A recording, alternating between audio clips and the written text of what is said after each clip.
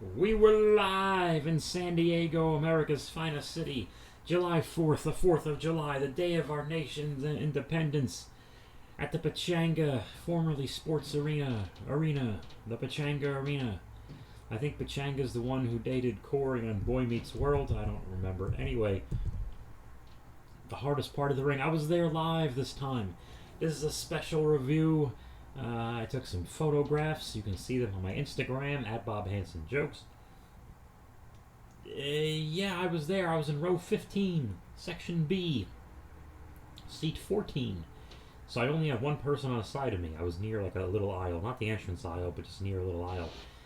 So I was in the live audience for the first time in 11 months. I was back at Monday Night Raw to see the complete experience. So this is not, let me make this clear, this is not the Hulu edition with limited commercial interruption. No.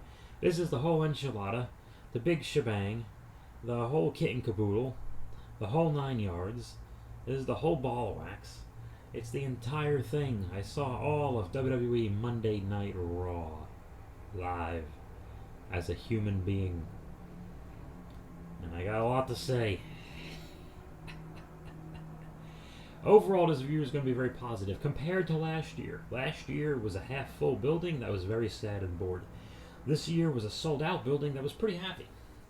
I think the combination of it being sold out, perhaps combined with the holiday and everything else, and a lot less fear, a lot less masks, we're probably all going to get very sick and die.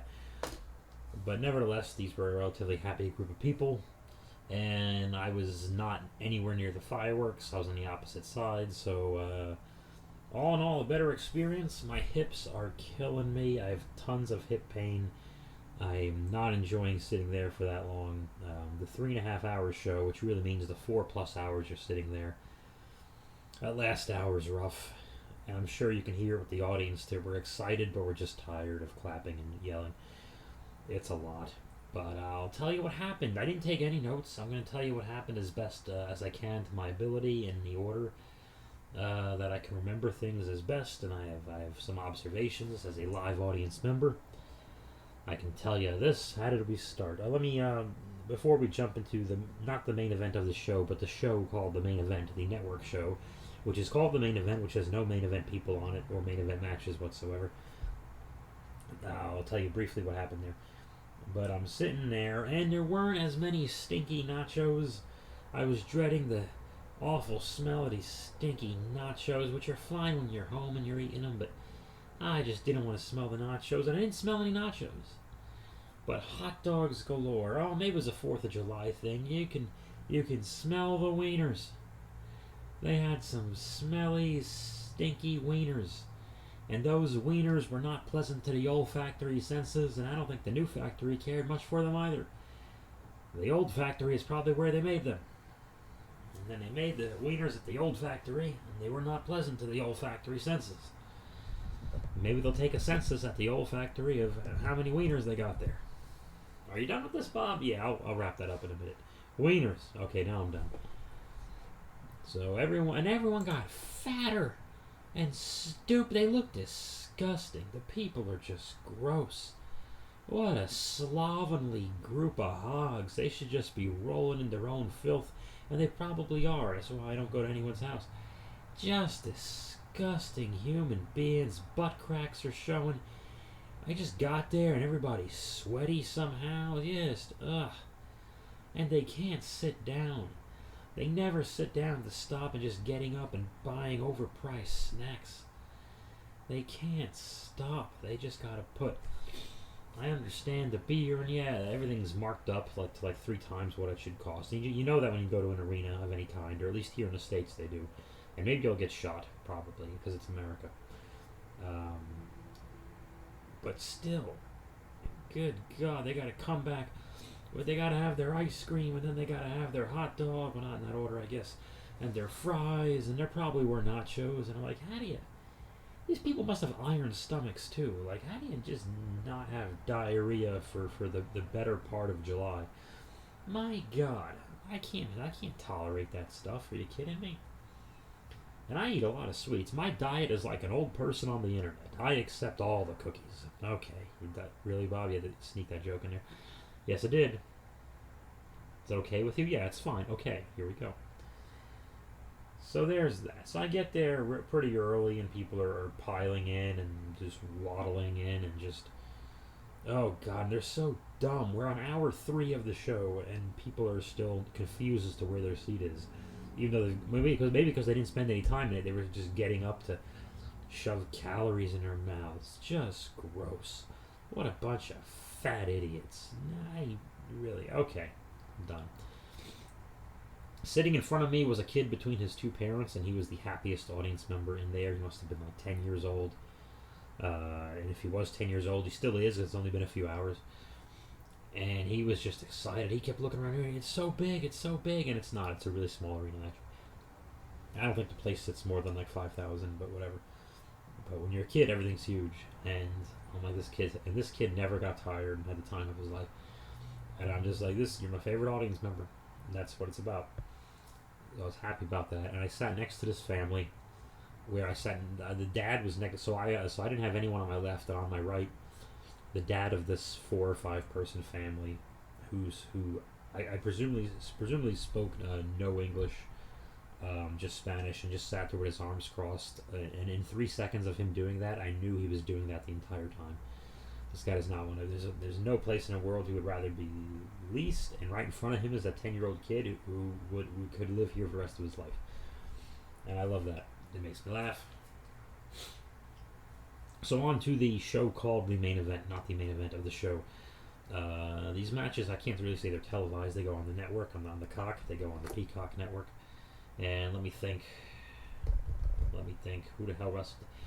T-Bar wrestled first, and he wrestled Cedric Alexander? Yes, he did, and I think T-Bar won. Or did Cedric Alexander win? I have no fucking idea. When I watched the match, I was sitting right there. I don't know, one of them won. And that was cool, I guess. And then Veer was here. And he was on main event, and he wrestled Mustafa Ali. Formerly Mustafa Ali, formerly Mustafa.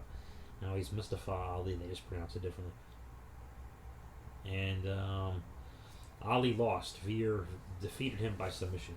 Okay, so that's the main event. Very good. Okay, I'm going to try to lay down on my side here because I'm having a bad pain in my hip. And I'm having a little trouble leaning forward. Into the microphone, so hopefully I don't lose too much audio. I'm gonna pull the table closer to me. I banged myself up, guys. This is really painful. This is just so painful. Well, that'll teach me a lesson. That'll teach me to try to enjoy my holiday. LOL. What happened next? The show started. The show started with the soothing sounds of John Cena's voice, and I forgot. This made me laugh. I forgot what the show starts with after all this time. It opens with Hulk Hogan slamming Andre the Giant. I'm like, oh. I went to a live wrestling show and I saw Hulk Hogan slam Andre the Giant. They weren't there. One is dead and the other is not. But anyway, they played that on the big screen, and John Cena's soothing voice told us then, now, forever, like he says. And we start off with the new United States champion, Bobby Lashley. God, he's enormous. He's got muscles on top of muscles. He's got muscles in places where most people don't have places. And this was one of the better babyface Lashley promos ever. I mean, he said as little as possible, and he had he had more passion than usual. I guess it's 4th of July. We know he's an ex-military guy. He was an Army Ranger, I think he was, like Stalker or Beachhead of the G.I. Joe fame. So, and he won the U.S. Championship on July 2nd. So that was very nice. And Theory interrupts him, and a couple of things. I'm not gonna I'll just mention these as we go. The live crowd loved Bobby Lashley in San Diego, California. It might have been a bit of patriotism, the holiday and everything else, and combined it. But either way, they love Bobby Lashley. And Theory comes out, and they are booing Theory. And they're giving him heel boos. It didn't sound like go away heat or any of that stuff to me. And they booed Theory all night long every time they saw him. It sounded to me like they're booing the heel. They're hating the guy who's cocky and arrogant and too good looking and is as good as he says he is, but he's a dick about it, and he keeps being given unfair opportunities, and he's not very brave. He's really talented, but not as forthcoming as he should be. They appreciate his athletic ability. They don't appreciate his character, his attitude, if you will. So it was great. We had a heel, and he was the heel of the night. Because there were two other major heels that no one treated like heels. I'll tell you who later. Theory and Lashley, they had some physicality, as they say. And I don't know how this looked on TV. I'm sure they covered it. I have to criticize Theory here because while he was great on the mic and he's comfortable and he's soaking in those boos and he's getting the most out of them and he's making us love Lashley more. He's being great, and he just totally gets it. And it shows later in a 6-man tag he was in. His briefcase shots on Bobby Lashley, from my vantage point, were so phony looking. People were snickering. It looked bad. And thankfully a lot happened on this night, so people forgot. But yikes. I was sitting on the wrong end of that because, good God, they looked really bad and people were scoffing at it. But anyway, Lashley shoves them off, and they remind us that there'll be a 6-man later with Lashley and the Profits versus the Alpha Academy and Theory. Okay. I don't remember exactly what was second, but... Oh, yes I do. Yes, I do, because we are in San Diego, and like many San Diegans, my phone number, the area code anyway, starts with 619. Yeah, people forget when Ray comes to San Diego, when he does his finisher, that's our phone number he's doing. So we all have a connection to it. So there's Rey Mysterio merchandise everywhere, and as well there should be. This is his hometown, sort of, and I think he lives in Chula Vista, or lived in Chula Vista, which is a southern chunk of San Diego, very close to the Mexican border. Anyway, him and Dominic are there, and Ray says he hasn't wrestled in San Diego for WWE on Raw anyway in 10 years, and Dominic says it's his first time in some interview that they did it backstage. I forget whether the Irish guy was on commentary. I heard later, so maybe we'll go back and check out some of that. He's very Irish. But we have a new blonde lady, Megan something. She was I hope she's making a lot of money because she was busy tonight. LOL, get it? So she interviews the Mysterios, and Mysterio said some nice things that sounds like some very smart person wrote for them. But either way, the Mysterios come out and people go banana, babies in the air, as they say. And the Judgment Day, Edge and Finn, they jump them in the dark because it goes dark and we're waiting to see Edge and Finn. Rhea Ripley is, no, damn it. Damian Priest and Finn Balor. Edge is the one they turned on. And they replayed that from like 3 weeks ago, whatever that was. And Rhea's hurt, we didn't see her. Anyway, the heels jump the baby faces from the dark, and we start from there, and people are booing, and there's 619 chants and Rey Mysterio chants the whole time. People are very happy. They still care way more about Rey than Dominic, which obviously they would because we have history with Rey, but as far as the future goes, yikes. I don't know what the company would do with him. I don't see the audience caring too much about Dominic if and when Rey does pack it in someday. I have no idea how old Rey Mysterio is, but I'm going to guess 45. That's going to be my guess. Let me look it up right now. How about, I can do this now. Alright, let me just look it up right here. Alright. So what I'm going to do is go to google.com, Google.com. Google.com. Haha, ain't it great? Got an old wrestling joke for you folks. Okay, right. Mysterio, American professional wrestler, LOL. He is, oh my god. Rey Mysterio is 47. He'll be 48 this December. Rey Mysterio is in his mid to late 40s. He's 47. That is bananas. He's freaking 47. And he actually looks better now than he did in 2012, 2013. We're still recording? Okay. So they have this wonderful tag match, and the loudest reactions of the match were Priest and Balor just looking, just giving us dirty looks when they were beating on Ray. People just cared about Ray, and that was that. And basically, the Mysterios had to win this, but the Mysterios clearly are not the ones. They're utility players, just kind of like the Miz is in many ways, where you put them in when there's a job that needs to be done, so to speak, to help somebody else. Just like Miz is the utility player for Logan Paul, it really could be anybody, but it's him. It doesn't have to be Miz, but he'll do the best job at it. And the Mysterios are like that for a lot of their heels in the last few years. But the thing is, you can, I'm surprised they didn't. You don't want to beat the Mysterios here, and you can't, there's no finish, really. So you can't beat the bad guys here, because the bad guys, they're probably still going to do something with, especially if they're playing these goofy vignettes, and they played 2 of them, that makes it look like Edge is going to return as a dark, brooding good guy again. So the heels can't be losing if Edge is coming back, because Edge needs to beat him, not the Mysterios.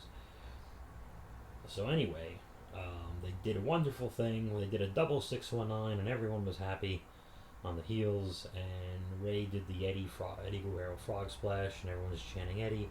That he did not get the pin, but in a better tribute to Eddie, Ray did. And again, it was played out at one point, but we haven't seen it in like a decade.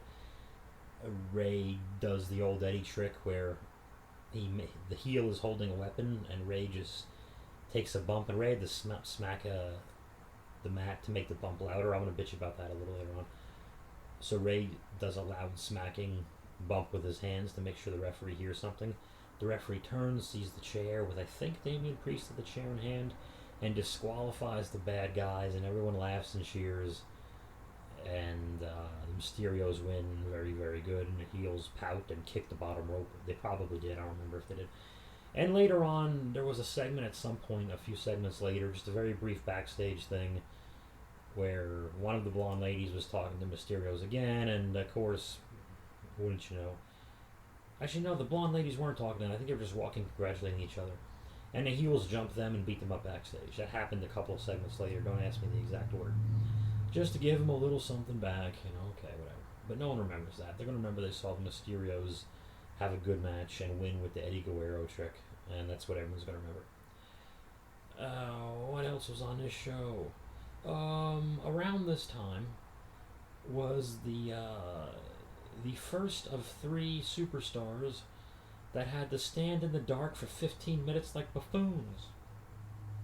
And AJ Styles, poor AJ, got treated as buffoon number 1. He comes out, everyone respects him, and I'll dare say they love him, but they definitely respect him. And they're cheering and clapping and yada, and then AJ stands in the dark. And they play some commercials for shit that's on a network. A t-shirt that's exclusive to that event with San Diego 316, which makes no sense because Austin's not there, has nothing to do with this, and whatever the hell. And then they have to play the first of 2 or 3, probably 3, hot dog eating contest segments they filmed earlier in the day. I'm not kidding. It's 4th of July, and all the wrestlers with nothing to do are standing backstage, dressed in red, white, and blue, and having hamburgers and hot dogs, even though they're supposed to be pro wrestlers that want to wrestle later. Which made no sense to me. But anyway, the prophets say that Angelo Dawkins and what's-his-face Gable says Otis can eat the most hot dogs, so whatever. Otis and Dawkins are going to eat too many hot dogs. And right away, I know the Vince McMahon humor. It's going to be poop or vomit. It's going to be one of the two. That's going to be one of the 2 jokes and it will take a long time. We're going to get there. And I was right, because I've watched this too many times. Anyway, during this ridiculous hot dog eating contest segment, among many goofy advertisements that we watch, because the live TV audience is watching regular commercials, so they have to give us something to watch. And instead of having wrestling matches that just kind of maybe do some holds or blah blah blah blah blah, that happened 0 times. Instead, it was just I got stuck in my train of thought. Instead, it was just wrestlers standing in the dark. We are watching wrestlers watch commercials. That's what's happening. For WWE stuff, that we really already own. Basically advertising a lot of stuff that's going to happen on Peacock and yada yada yada. So anyway, AJ, and they're chanting AJ Styles' name. They still love him that much, going AJ, AJ, and he kind of bobs his head and waves and nods around, which is good because the last time I was there, they had no interaction with us. It was just Nikki, ASH, and Riddle who broke the mold, and 5 or 6 other people, because they did it a lot, just stood there in the dark. This time, the 3 wrestlers all had a lot of fun with us. I think they finally started resenting being stuck in the dark like idiots, and then act like a superstar, you know. So AJ's kind of like, okay, cool, and you know, and he'd look around, and he was just kind of stretching, ran the ropes a few times, that kind of stuff. Oh yes, the ring. Okay, I might as well mention this. You couldn't hear AJ, his footsteps in the ring, because over the years, as we've come to learn, Kevin Dunn, this producer asshole of the show, the guy responsible for shaky cam when someone's punching that makes us want to vomit, he's decided to mic the ring to mic the ring less, so we can't hear the bumps. So the bumps that hurt, which are all the bumps that hurt now sound like they don't, because he thinks it's better for TV if you don't hear all the time. We need to hear the goddamn bump, because otherwise it looks like a cushion or a mattress, and it's not. It's boards and metal. TV people in charge of wrestling always fuck it up. And his only TV experience is wrestling, I think, but it's WWE F wrestling. That's all he knows. He's just, whatever crazy thing Vince says, do it, but doesn't know shit about wrestling. So there's that. So that's the reason why so many wrestlers take like a superplex. It takes a superplex for someone to go in WWE, because you should be able to hear that on a tackle or a clothesline. People are taking perfect clothesline bumps and we're not hearing a goddamn thing. Why? That's why when Ray took that bump, he smacked those hands down extra. You're supposed to always kind of smack your hands down, but Ray made sure, especially because it was the finish, that you had to hear it. Because he's Rey Mysterio and he's very smart. He knows what he's doing. He's professional. Hall of Famer future, I hope. I would assume so. Anyway. Yeah, eventually the Miz had a pre-tape thing. I don't know if he was talking to a blonde lady or not, probably. He talked about Logan Paul. They played a lot of Logan Paul commercials. Logan Paul signed with us. He's blah, blah, blah, blah. Hyped up Miz versus Logan Paul, yada, yada, yada. Miz comes out. Not a lot of reaction for the Miz. I think he's just a guy we've seen a lot of. And Edge and Miz have a fine match. Nothing wrong with it. AJ beats him cleanly with the springboard. He stands on a ring apron. It's the hardest part of the ring. AJ beats him. And then AJ gets attacked by Tommaso Ciampa, who I think is still just Ciampa. Or is he Tommaso? I think he's Ciampa. And Ciampa and Miz shake hands. So, okay. I assume in the build-up there'll be another Miz and Ciampa beatdown of AJ. Probably AJ versus Ciampa. But maybe Logan Paul will come out to make the save, because they really want him to be a babyface. But I promise you, they booed every time they saw Logan Paul and The Miz. So this is just going to be 2 people everybody hates when they do this match. But it'll make whatever highlight reels for whatever Sports Center type of bullshit. What else happened? Oh, Liv Morgan. Yay, Liv Morgan. Everyone was happy for Liv Morgan. Everyone stood up. Did the You Deserve a Chance? It was genuine. It was real. And here's the thing. I don't think she's the greatest wrestler. I don't even think she's the greatest promo. But I believe her. And that's so important. And I think everyone believed her too, and it was cool. Natalia interrupts her. Okay. Yeah, I should be the champion, not you, blah, blah, blah, blah, blah. You're only the champion because I softened up Ronda and hurt her leg, and okay, it makes all these points. And presumably what I thought was happening was they were setting up some kind of Natty versus Liv, probably at SummerSlam type of match. I think I'm wrong now. Carmella interferes or interrupts, well, I guess both. And she says she's very hot, and she is correct.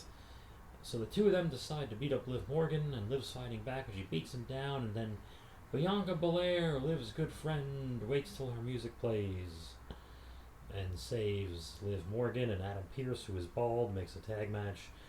Bianca and Liv wrestle Natalia and Carmella, and smart money was the new champion, the new flavor. Liv would beat Carmella with her finish. No, They have a fine match, by the way. Bianca takes pretty much all the heat and lets Liv get the hot tag and just kind of.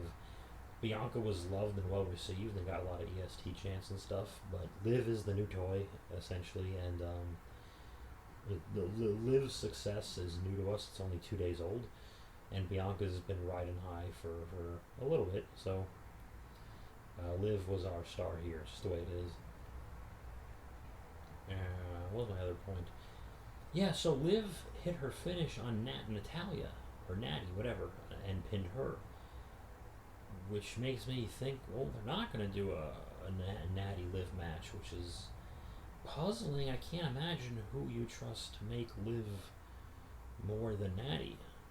I would think Natty would be the one to make her in the match and whatever, and get the best possible match out of her. Fireworks started. It is, whatever. It is 4th of July. I don't know if you heard that, but things are exploding in the air.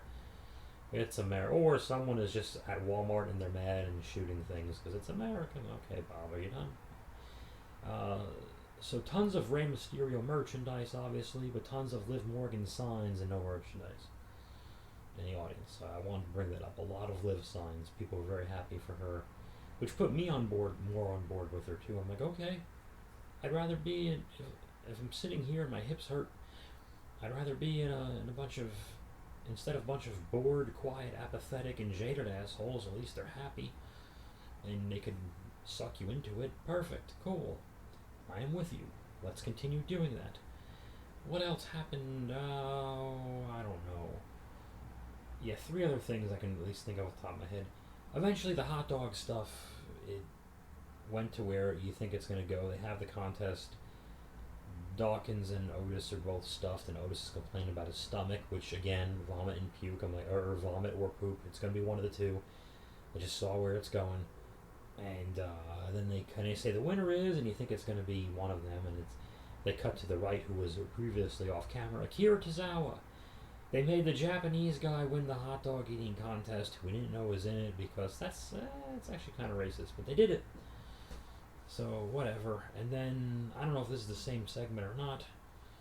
Ezekiel is talking to Riddle? No, maybe not. Who cares? Ezekiel accidentally squirts ketchup all over Seth Rollins, who was wearing a goofy kind of white pirate thing. Of course, he's wearing all white, so it's ketchup, which makes it perfect. I mean, it makes sense. And Ezekiel tries to say sorry and takes his hot dog bun and tries to mop up the ketchup off Seth's shirt and out of his beard, which was very funny. And I actually kind of like those things, as cheesy as they are, because you know they have to be done in one take. Because there's not a closet full of goofy white shirts and they can practice it. And plus Seth has to get the ketchup in his beard and all this shit. That's a one take thing. So you can't laugh. You can't fuck it up because that's the one they're using, and that's that. So Seth has to play it straight, while this imbecile is trying to use a hot dog bun to wipe ketchup off of his beard and mop it up. And yeah, so I got a kick out of that. Again, I forget who. I think Ezekiel was talking to Riddle because Riddle was in the background, but whatever. And that set up, and then they played Seth Rollins' music right away, which we didn't see coming. And this is one of the 2 cases. A colossal heel was treated by the audience like a colossal babyface. People did not stop doing the oh, and all that crap. And Seth has a long back and forth-ish match with Ezekiel, of course. They're fighting over ketchup, and Seth beats him clean, and it was very good. They did not give a flying fuck about Ezekiel. They felt like with Seth Rollins they were seeing a star, and they were right, I guess. And this was case number 2. Buffoon in the Dark number 2 had to be Seth Rollins, and he stood there forever with these stupid commercials playing, and him even more so than Bobby. Bobby would be the one after him, I guess I gave that away, and AJ before him. He pointed at everyone, and he kind of does the maestro thing with his fingers to do it. He kept it going. He made sure that we weren't watching these stupid commercials, even though he's in the dark and you can't see, you can only see his silhouette. And it was good. Because God forbid the people in the line. Like I said last August when I reviewed that show, this didn't feel as bad of a case like as it did last August. But yeah, that you're not a 5,000 person wrestling audience. You're a 5,000 person studio audience, a TV studio audience. And last August to that one, I felt like we were just treated really like a glorified big like late night talk show audience. And here's the applause sign. Here's when to clap and laugh and cheer and boo and sneer, and you're a bunch of trained seals, and here's your fish and go fuck yourself. This still felt like that, but not as egregious of a case. We'll put it that way. Oh man, I hope the audio is good. I am going a little low. I can't sit up, guys. I'm hurting today. I'll bump the audio when I edit this. I'll put a few extra points on it, so hopefully it's okay. I know my voice is shot too. I'm sorry about that. Seth beats Ezekiel, and then Seth decides to run back in the ring and beat him up again. But Riddle comes out of nowhere and hits the RKO on Seth. Okay. So Seth and Riddle will keep each other busy and probably wrestle at SummerSlam, is my imagination. That's going to be that. What else? This thing, Uncle Sam. It's 4th of July. R-Truth comes out dressed as Uncle Sam, and he thinks the Independence Day movie really happened. And then the lights go out, and we hear some strange music. And I think I thought they were going to do a spoof with aliens or something, because R-Truth mentioned Independence Day, and this holiday, this is where we gained our independence from aliens or whatever. But no, it was the guy Ludwig Kaiser, I guess. Jesus Christ, could you give that a more evil name? Who was formerly Marcel Bert something, the German guy. They gave him a different name. They gave him words we kind of know. Anyway, he comes out looking really nasty and Eastern European. And I'm not saying Nazi, because I think that they're not. Their characters are not. Have never said anything Nazi-like. And it is kind of, stereotypical and unfair to classify modern Germans as Nazis. That's really not a good thing, and I think it hurts their feelings a great deal. So, and I don't think that's what they're going for, but there definitely is a very classic 80s evil foreign menace type of vibe to it, and the Ludwig guy has such an evil face. And people were creeped out, because I don't think they really knew who he was. I think him and Gunther, who he introduced, who was Walter, which is confusing, on NXT on the same company anyway. People were confused, but there was a bit of uneasiness to how evil this Ludwig guy looked. I was like, holy shit. So he introduces Walter, who is now Gunther, so I'm just going to call him Gunther from here on in. And Gunther's wearing a red trench coat. He used to be a black one. He's the current Intercontinental Champion. You didn't hear him or his title mentioned once at Money in the Bank on a pay-per-view. Anyway, R-Truth is dressed up like Uncle Sam, and Gunther beats him up, a little bit of forearm here, a kick there, and a power bomb, and he pinned him. But I don't know if we were told a match was happening. I don't know what the hell happened. Bobby Lashley is buffoon number 3. And he stands there in the dark, and people were still chanting, Bobby, Bobby, and he wasn't prancing like Seth was, but he was pumping his fists in the air and just keeping us involved, and, and that, I think that was the right thing to do. Fuck these commercials. We don't need to see them. I mean, they have to play something, so I wasn't really mad at their existence, but once again, the way they do it, it's been a year since I've talked about it, is after those 5 or 6 goofy network commercials are done in the arena, they play that person's entrance music for 8 or 10 seconds.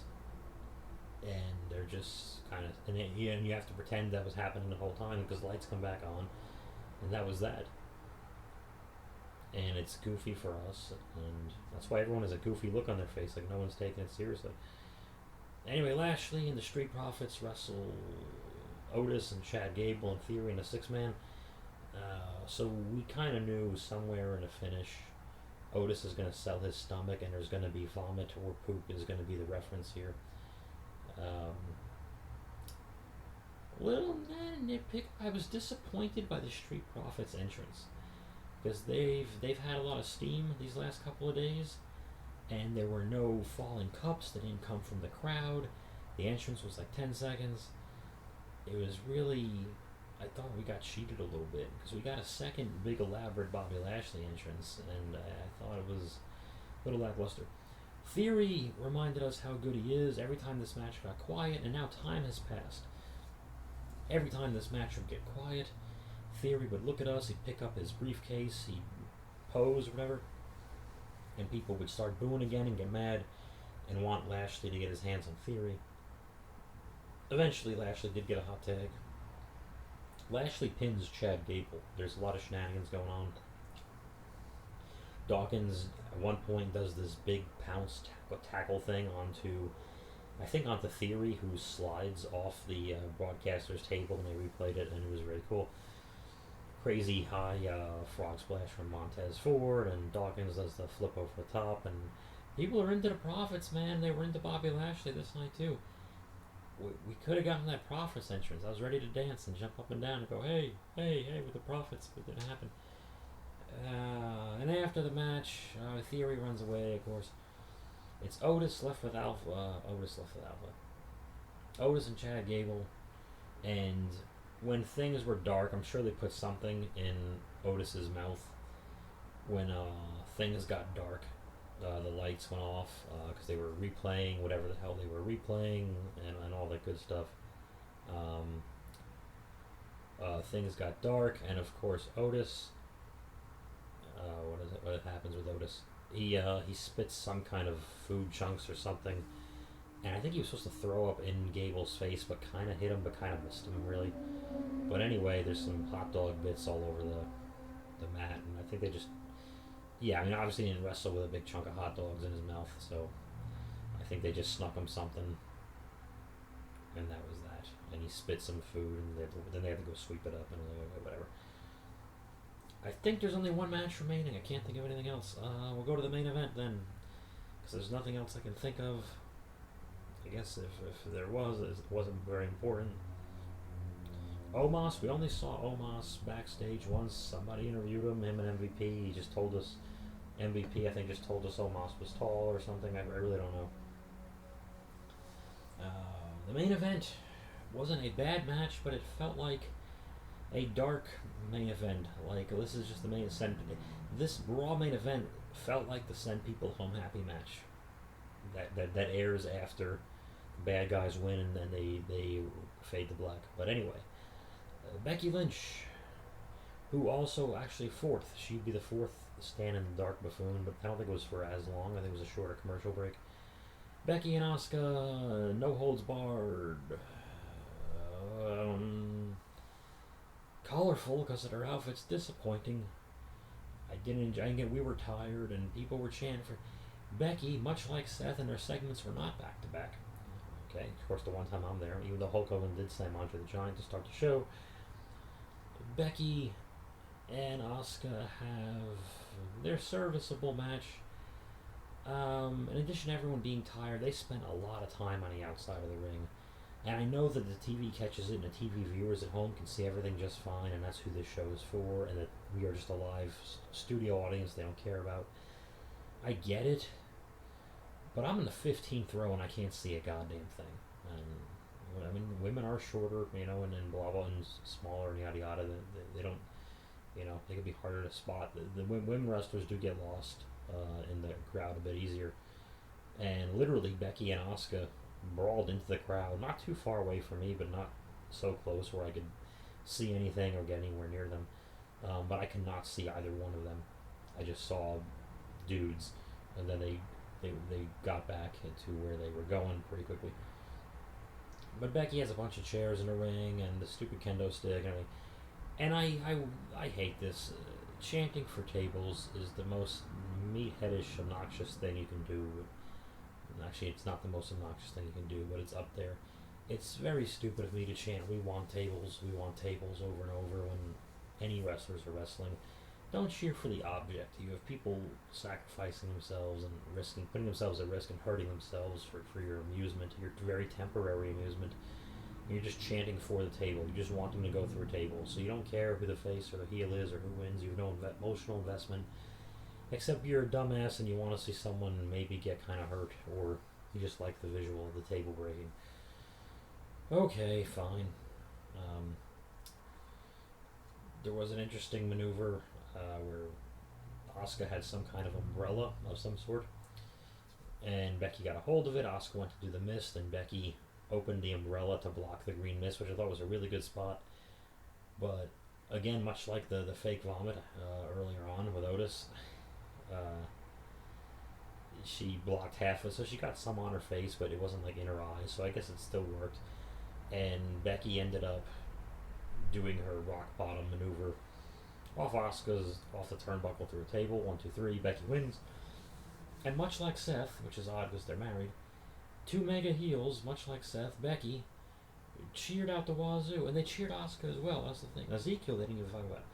But Asuka's known and been on TV for a bit, and they know her, and she's lovable, and that's all well and good. So, but they just cheered Becky. They were just happy they were seeing a star. That's all it really was. That's the vibe I got anyway. We're seeing an important person. They're all important, but you know what I mean. It was a big deal to see Becky and to see Seth. So, which is good. People should go to the show of WWE superstars and feel like they're seeing superstars. But it wasn't that. It wasn't bad they felt that way for Seth and Becky. It was bad they felt that way for not many other people. And Becky cut a short, like 1 minute promo after they went off the air about being the great and being the best and being the goat, and she made like a bleating goat noise, bleating, I guess, blah, blah, like a whatever, a sheep or a goat or whatever. She just did that as a goof, I guess, and she's got green on her face and everything else. And Becky, there was a backstage after the Otis vomit thing, or one of the hot dog things, where Becky told the blonde lady, "I don't care about Otis and his hot dogs," and that's disgusting. Whatever. She was right. So that was the show. The people cared about. To wrap it up, they really were happy when Riddle showed up out of nowhere. They loved Ray, they loved Riddle, they loved Liv, they loved Bobby, and they cheered for Becky and Seth being superstars. They got fatter, they got dumber, but it was sold out, or it looked to be very, very full, as opposed to last year was half full. Like last year, it seemed like no one was sitting behind the hard camera. And I remember Charlotte just doing a promo, a live in-ring promo that was a long one too, like looking at like 3 rows, and it was with all of us behind her. Like, does she not know where? It looks like, from if you're in the audience, it looks like the wrestler doesn't know where to look. They do know where to look, they're not idiots, but it just looks bombastic when you are not watching it on TV. And that's the situation. In this case, there was plenty of people all around to play with, so that was good. I had a much better time than I did last August. It's still way too long. It's very hard for me to sit there. I'm in a lot of pain. I don't have a headache, which is awesome. I thought I was going to have a splitting headache, but I wasn't near the pyro. I get to these things early to avoid much parking chaos, and I had to deal with the parking chaos on the way out, but it wasn't as bad. I used the back entrance, the back exit, and it was not as detrimental. Who cares about that? Okay. Would I go again? Yes, in a year. If they come back in 6 months, I'm not fucking going. They would have to be a pay-per-view. I'd love to see a Royal Rumble pay-per-view. I'd love to be in the audience for one of those. That would be new and exciting. WrestleMania is in Los Angeles, 2.5, 3 hours, or 3 hours probably, away from me next year, and I will not fucking go to that. I think I would drive and not fly, and I think it would still cost me $1,500 something to go to WrestleMania. 2 crazy expensive nights for 2 crazy expensive tickets, which means like 3 nights or whatever the hell in a hotel. And yeah, I would lose so much money, and I would hate going to that. I would hate 2 4-hour wrestling shows, or even 2 3-hour wrestling shows in a row that I have to go to live. It's one thing watching them at home. watching them at home 2 days in a row is a chore. But um, yeah, I couldn't do it. I feel like I'm living in a stadium for 2 days. I would just this is gross. I would hate it. So I really don't want to go that, but I would go to a Rumble if it was in San Diego. But I don't think San Diego is a big enough market to have the Rumble. I think because they've done a few in Phoenix. So if they come to this area for Rumble, they would do like a Rumble in Phoenix and maybe the Raw in San Diego or some crap like that. I don't know. Or the Rumble in LA and the Raw in San Diego, which probably makes more sense. I don't think they're going to do Raw in LA because they're doing WrestleMania in LA. But what the hell do I know, right? No listens to Bob. Alrighty, Bob Squad, I thank you. I thank you for listening to this. It was nice to do a different hardest part of the ring and not feel like I'm telling you the same thing every week as a viewer on the Hulu edition, because this was, I have no idea. I can take wild guesses as to what didn't make Hulu, and I guarantee you that Uncle Sam Gunther shit. Actually, no, maybe it did, because it was R-Truth in a funny costume. I don't really know. But either way, yeah, I don't know. I really don't know. I don't want to know what made Hulu and what didn't. Pardon me, Bob is tired. Thank you all for listening to the hardest part of the ring. The hardest part of the ring. Sometimes you're distracting the referee, and the babyface has your wrestler pinned. Then you get bumped to the ring apron, and you realize all the trouble you're in on the hardest part of the ring. Hey, the hardest part of the ring. You got the guy in an abdominal stretch, and you grab the rope for extra leverage. Then you get a concussion from the angry rush, and you get paid with a diet soft beverage on the hardest part of the ring. The hardest part of the ring. Ba-ba-da. Ba-da-ba-da.